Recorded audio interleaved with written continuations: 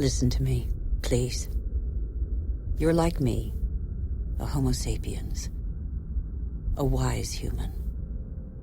Life, a miracle in the universe, appeared around 4 billion years ago, and we humans, only 200,000 years ago. Yet we have succeeded in disrupting the balance that is so essential to life. Listen carefully to this extraordinary story, which is yours, and decide what you want to do with it.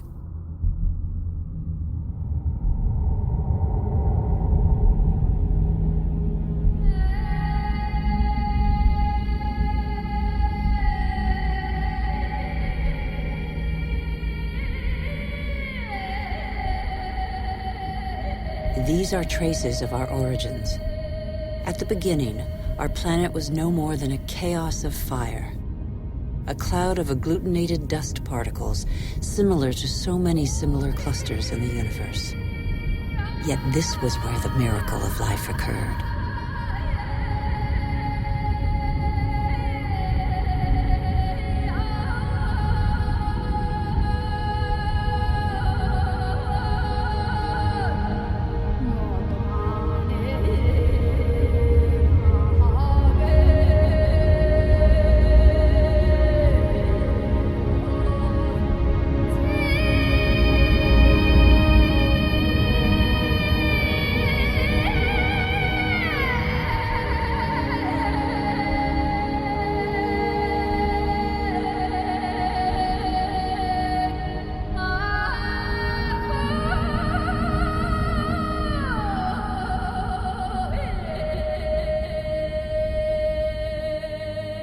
Today, life, our life, is just a link in a chain of innumerable living beings that have succeeded one another on Earth over nearly 4 billion years.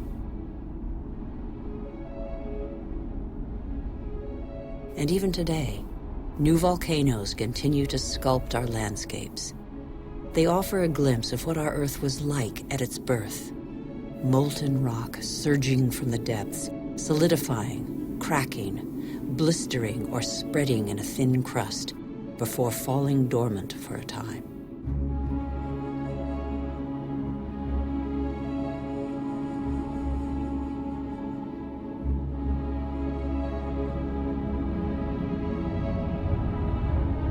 These wreaths of smoke curling from the bowels of the Earth bear witness to the Earth's original atmosphere, an atmosphere devoid of oxygen. A dense atmosphere, thick with water vapor, full of carbon dioxide. A furnace.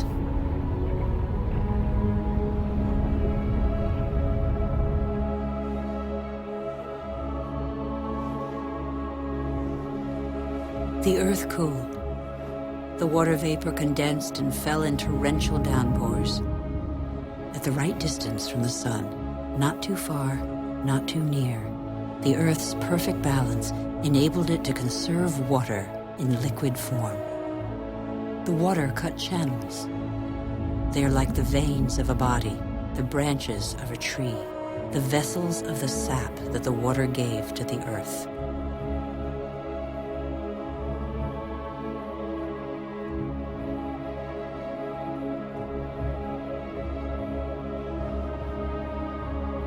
The rivers tore minerals from the rocks and gradually added them to the fresh water of the oceans. And the oceans became heavy with salt.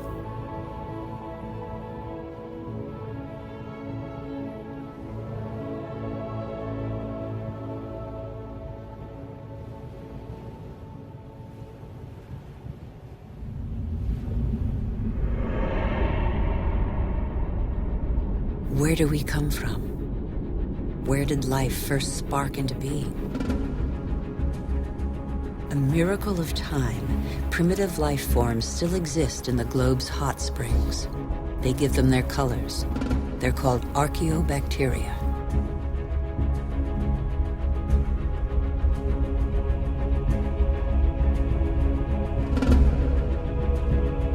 They all feed off the Earth's heat.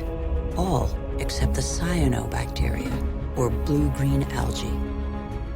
They alone have the capacity to turn to the sun to capture its energy. They are a vital ancestor of all yesterday's and today's plant species. These tiny bacteria and their billions of descendants changed the destiny of our planet. They transformed its atmosphere.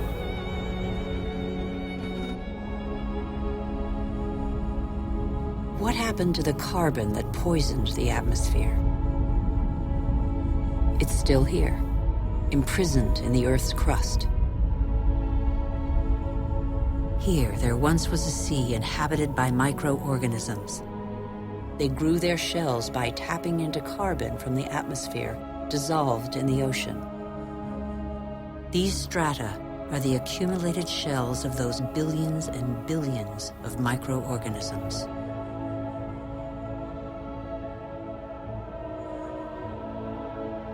Thanks to them, the carbon drained from the atmosphere and other life forms could develop.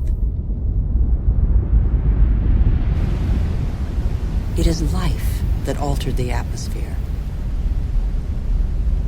Plant life fed off the sun's energy, which enabled it to break apart the water molecule and take the oxygen. And oxygen filled the air.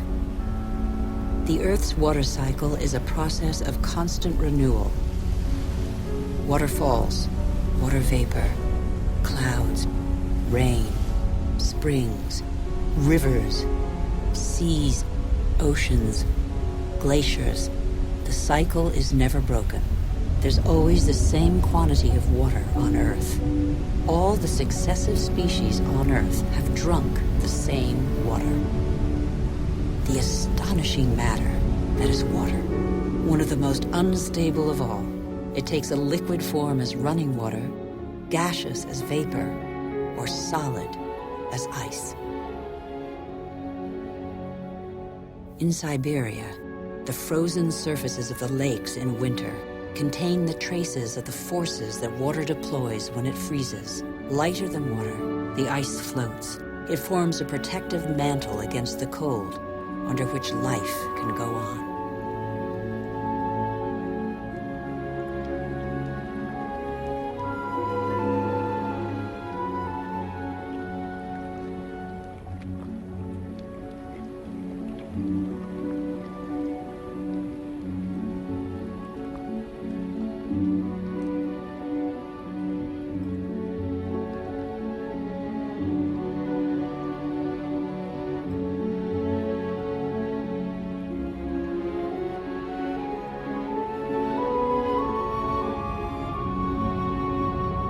The engine of life is linkage. Everything is linked. Nothing is self-sufficient. Water and air are inseparable, united in life and for our life on Earth. Sharing is everything.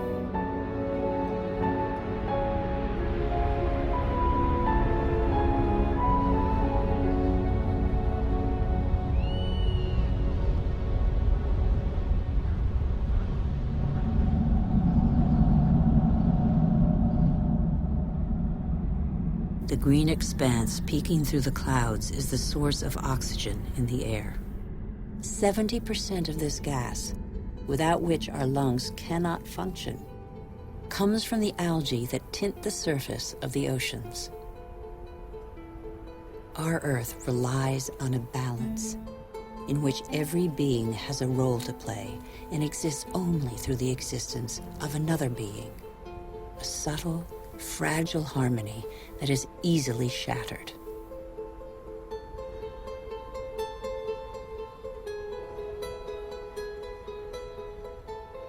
Thus, corals are born from the marriage of algae and shells.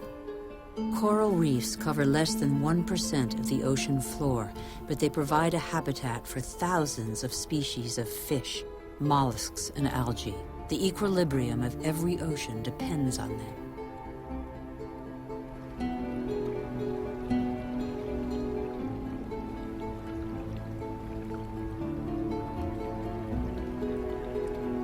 The Earth counts time in billions of years.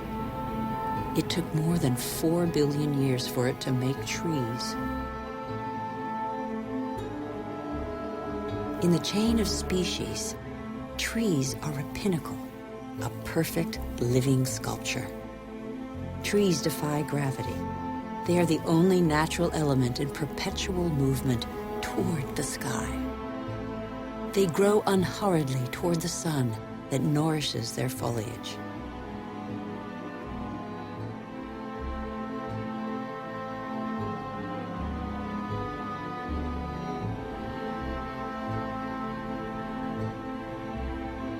They have inherited from those minuscule cyanobacteria the power to capture light's energy. They store it and feed off it, turning it into wood and leaves, which then decompose into a mixture of water, mineral, vegetable, and living matter. And so, gradually, soils are formed.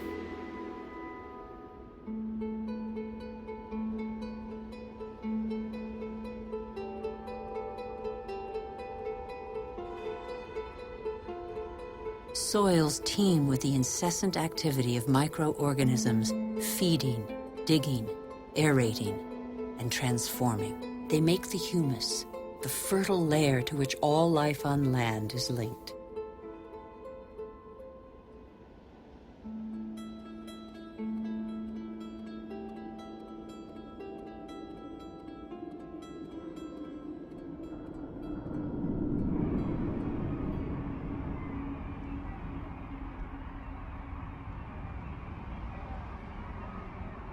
What do we know about life on Earth?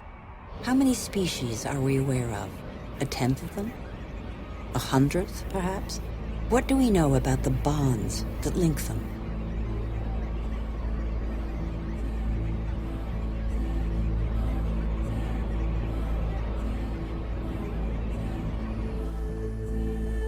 The Earth is a miracle. Life remains a mystery.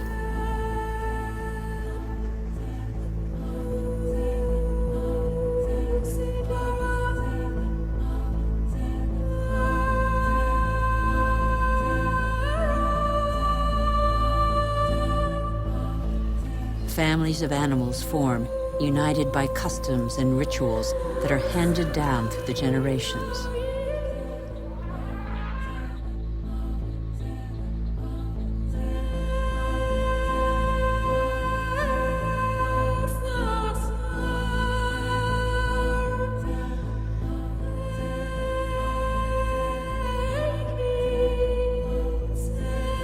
Some adapt to the nature of their pasture, and their pasture adapts to them, and both gain. The animal sates its hunger, and the tree can blossom again.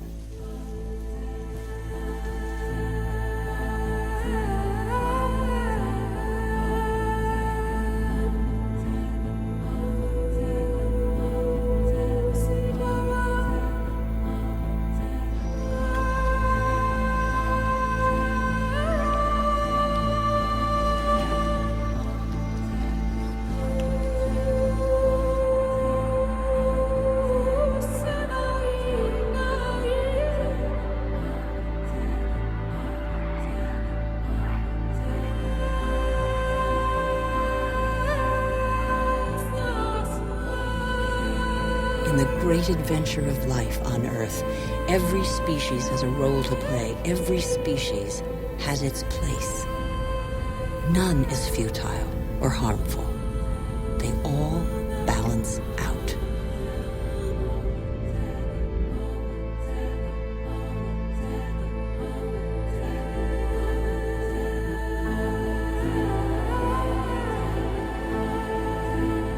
And that's where you, Homo sapiens, wise human, enter the story. You benefit from a fabulous 4 billion-year-old legacy bequeathed by the Earth.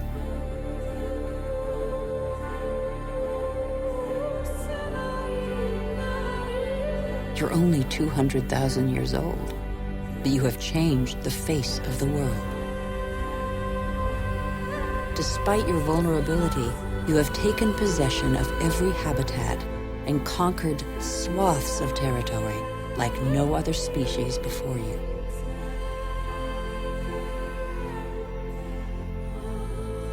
After 180,000 nomadic years, and thanks to a more clement climate, humans settled down.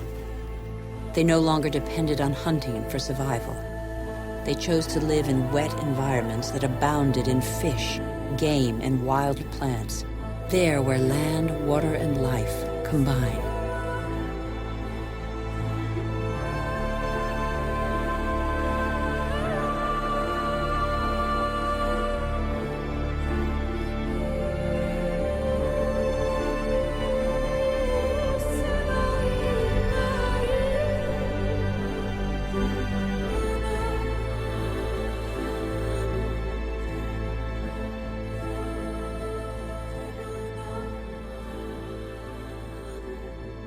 Even today, the majority of humankind lives on the continent's coastlines or the banks of rivers and lakes.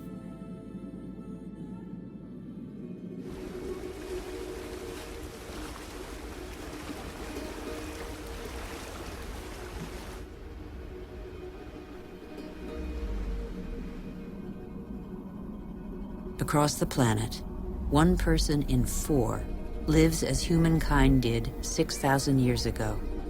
Their only energy, that which nature provides, season after season.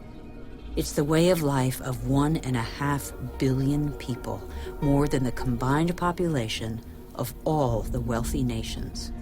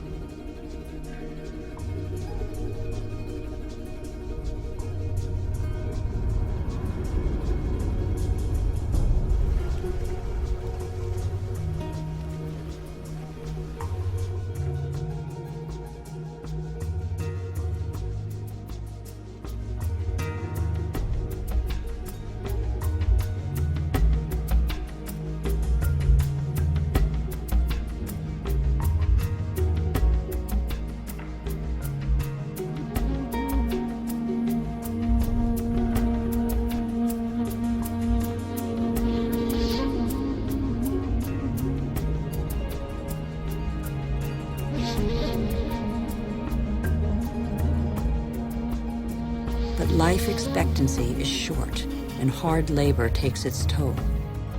The uncertainties of nature weigh on daily life.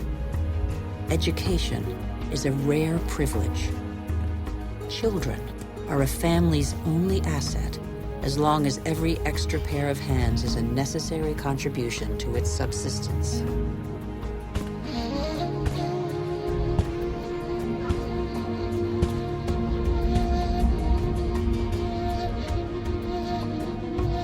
Humanity's genius is to have always had a sense of its weakness.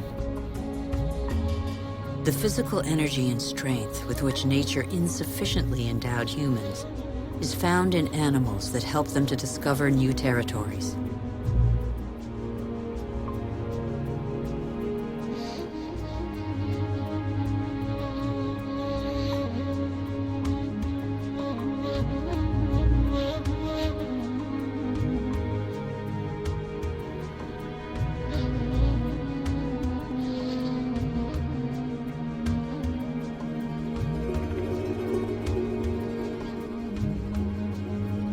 But how can you conquer the world on an empty stomach?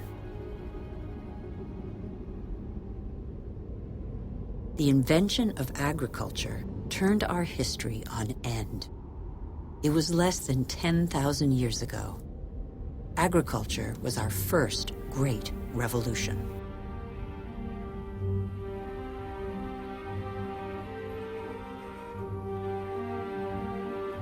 It resulted in the first surpluses and gave birth to cities and civilizations.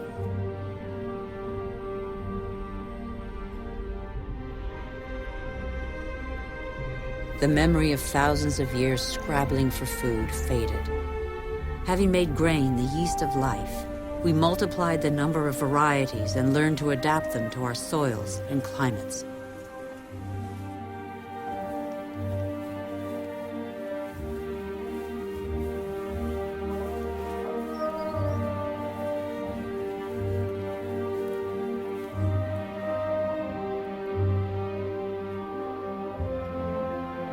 We're like every species on Earth.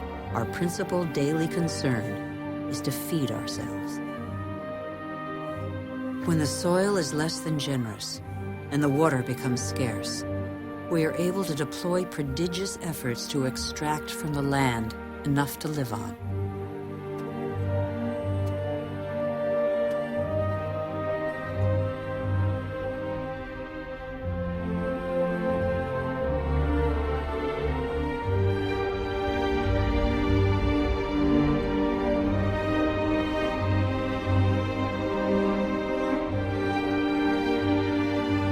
Humans shape the land with the patience and devotion that the earth demands in an almost sacrificial ritual performed over and over.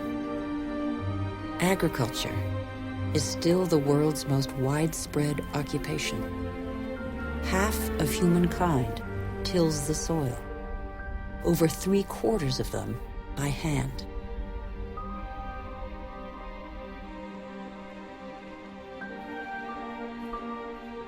Agriculture is like a tradition handed down from generation to generation in sweat, graft, and toil, because for humanity, it is a prerequisite of survival.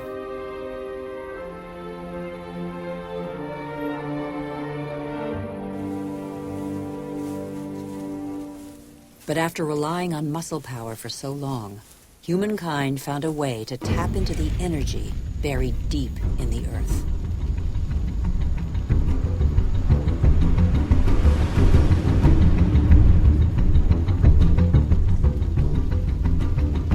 These flames are also from plants, a pocket of sunlight, pure energy, the energy of the sun, captured over millions of years by millions of plants more than 100 million years ago. It's coal, it's gas, and above all, it's oil.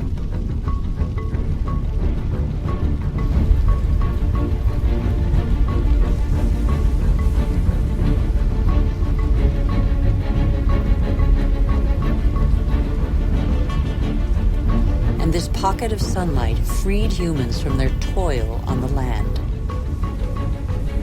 With oil began the era of humans who break free of the shackles of time. With oil, some of us acquired unprecedented comforts. And in 50 years, in a single lifetime, the Earth has been more radically changed than by all previous generations of humanity.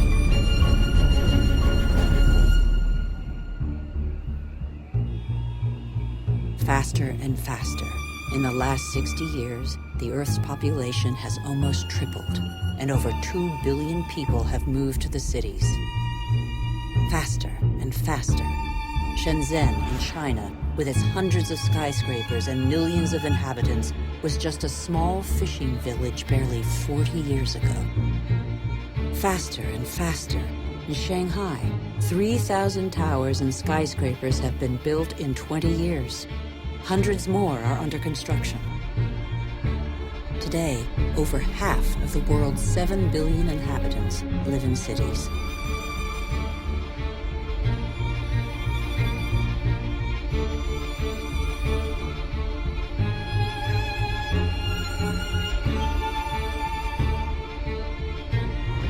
New York, the world's first megalopolis, is the symbol of the exploitation of the energy the Earth supplies to human genius.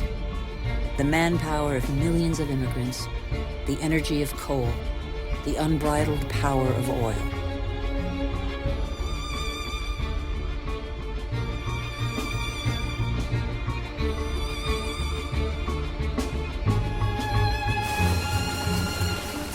America was the first to harness the phenomenal, revolutionary power of black gold. In the fields, machines replaced men. a liter of oil generates as much energy as 100 pairs of hands in 24 hours. In the United States, only 3 million farmers are left. They produce enough grain to feed 2 billion people. But most of that grain is not used to feed people. Here, and in all other industrialized nations, it's transformed into livestock feed or biofuels.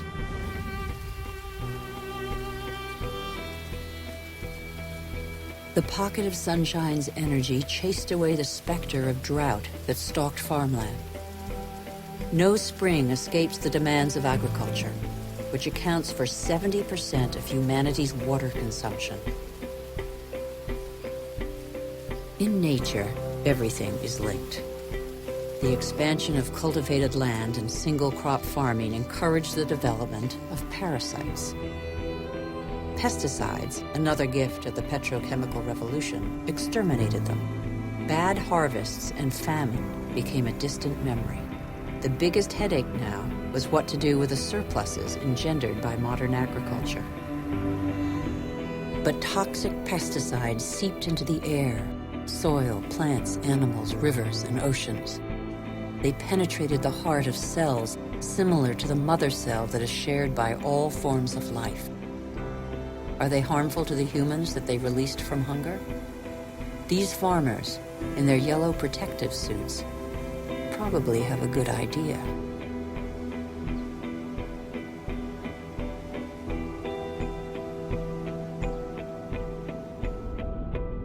Then came fertilizers, another petrochemical discovery.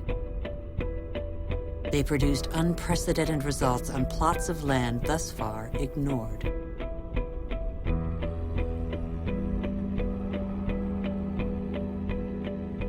Crops adapted to soils and climates gave way to the most productive varieties and the easiest to transport. And so, in the last century, 3/4 of the varieties developed by farmers over thousands of years have been wiped out.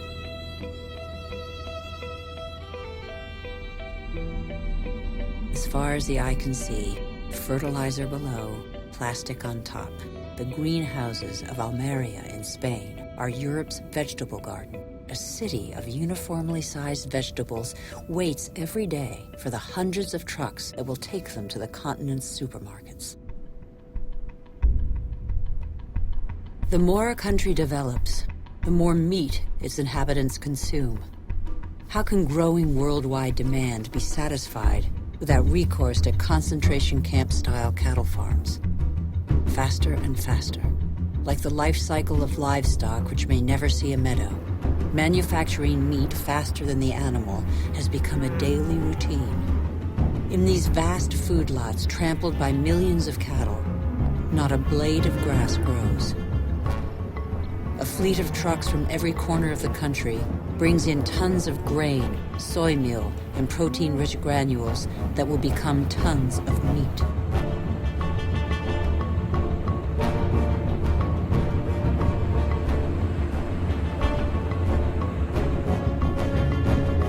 The result is that it takes 100 liters of water to produce 1 kilogram of potatoes, 4,000 liters for 1 kilo of rice, and 13,000 liters for 1 kilo of beef, not to mention the oil guzzled in the production process and transport.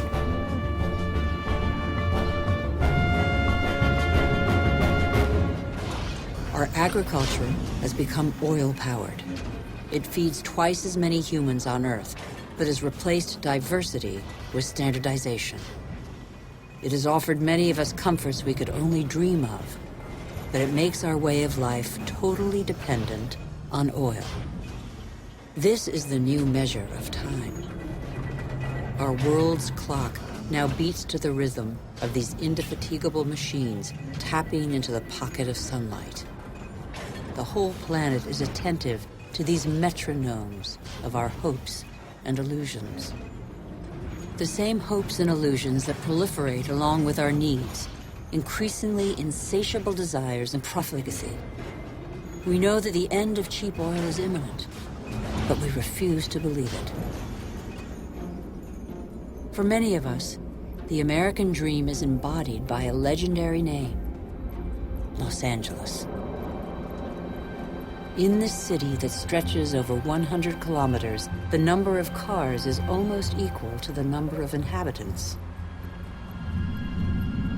Here, energy puts on a fantastic show every night.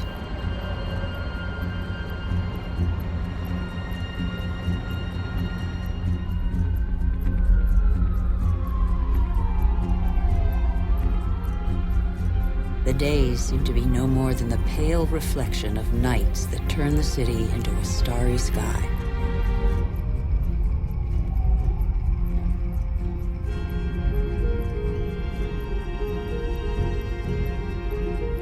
Faster and faster, distances are no longer counted in miles, but in minutes.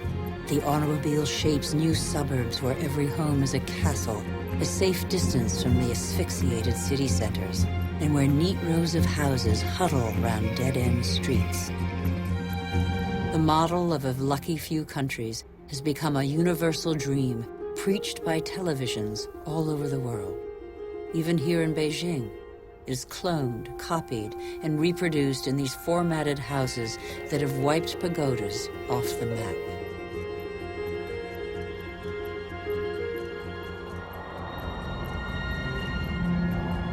The automobile has become the symbol of comfort and progress.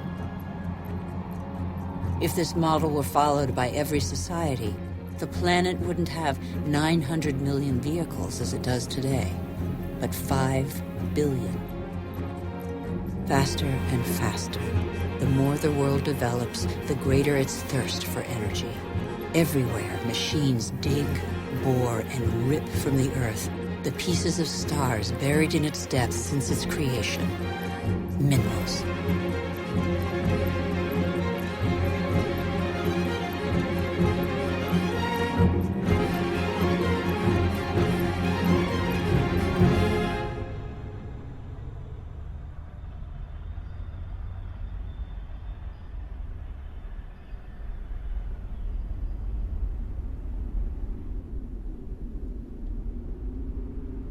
As a privilege of power, 80% of this mineral wealth is consumed by 20% of the world's population. Before the end of this century, excessive mining will have exhausted nearly all the planet's reserves.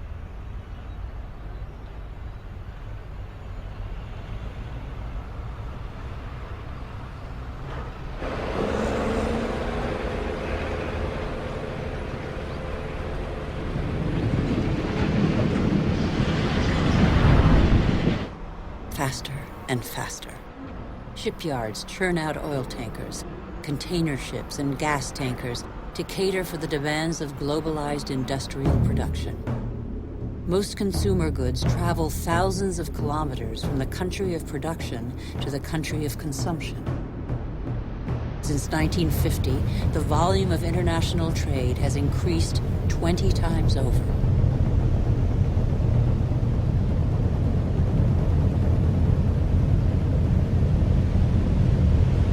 90% of trade goes by sea. 500 million containers are transported every year, headed for the world's major hubs of consumption, such as Dubai.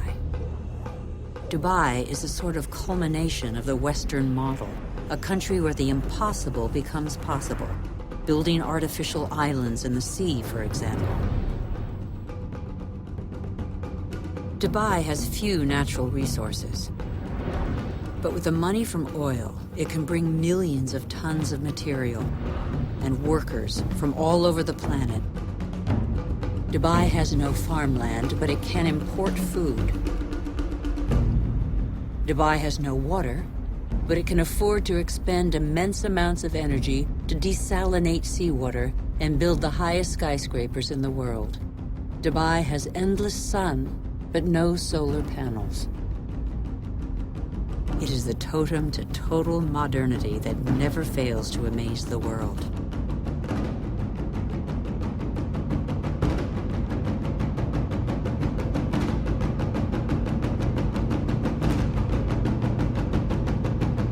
Dubai is like the new beacon for all the world's money.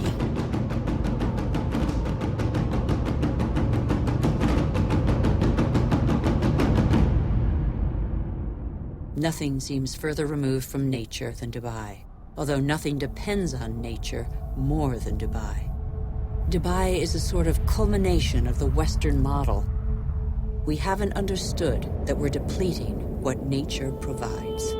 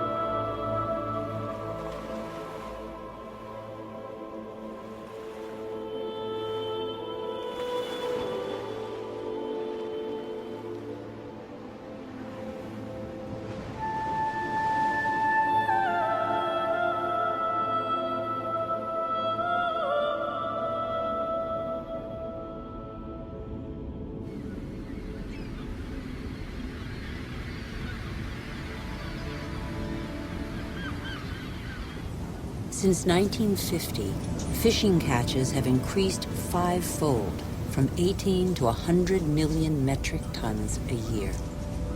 Thousands of factory ships are emptying the oceans. 3/4 of fishing grounds are exhausted, depleted, or in danger of being so. Most large fish have been fished out of existence since they have no time to reproduce.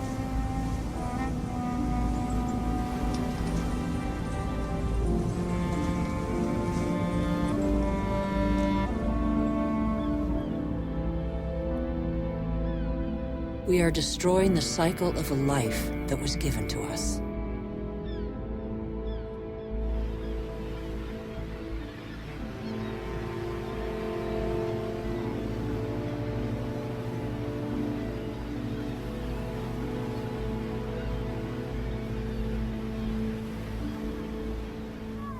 At the current rate, all fish stocks are threatened with exhaustion. Fish is the staple diet of 1 in 5 humans.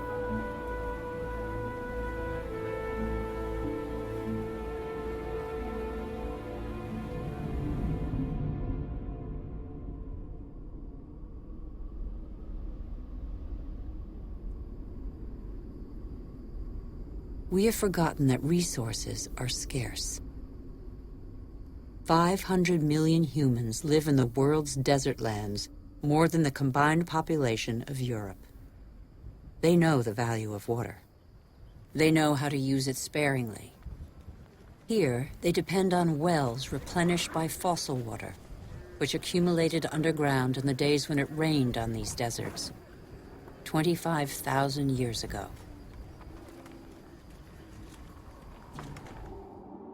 Fossil water also enables crops to be grown in the desert to provide food for local populations.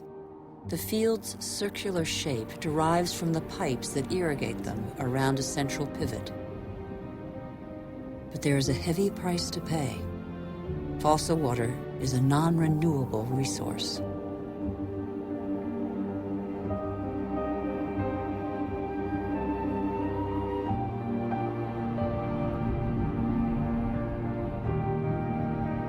In Saudi Arabia, the dream of industrial farming in the desert has faded.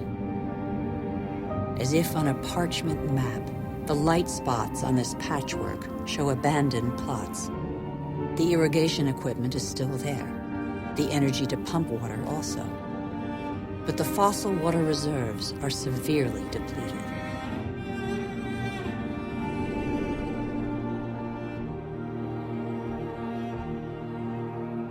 Israel turned the desert into arable land.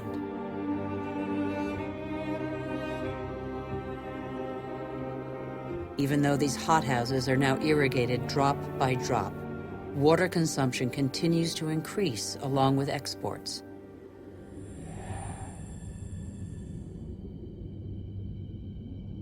the once mighty River Jordan is now just a trickle. Its water has flown to supermarkets all over the world in crates of fruit and vegetables.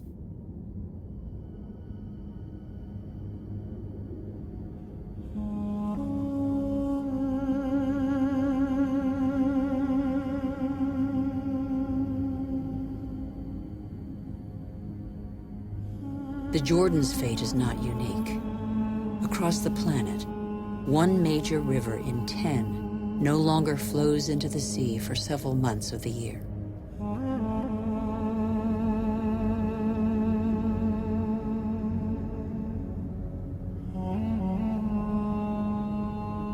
Deprived of the Jordan's water, the level of the Dead Sea goes down by over 1 meter per year.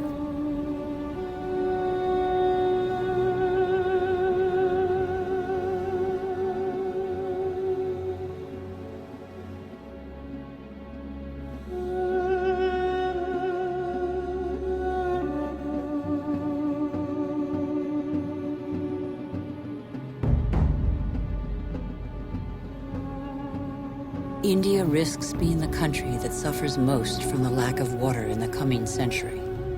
Massive irrigation has fed the growing population, and in the last 50 years, 21 million wells have been dug.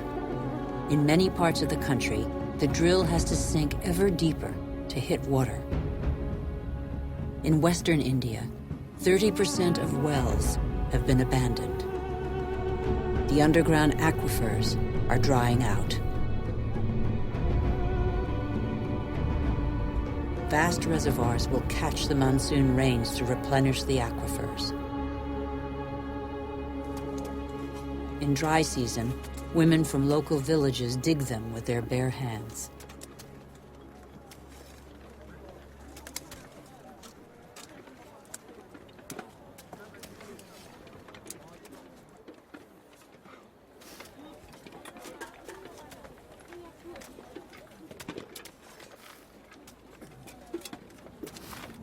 Thousands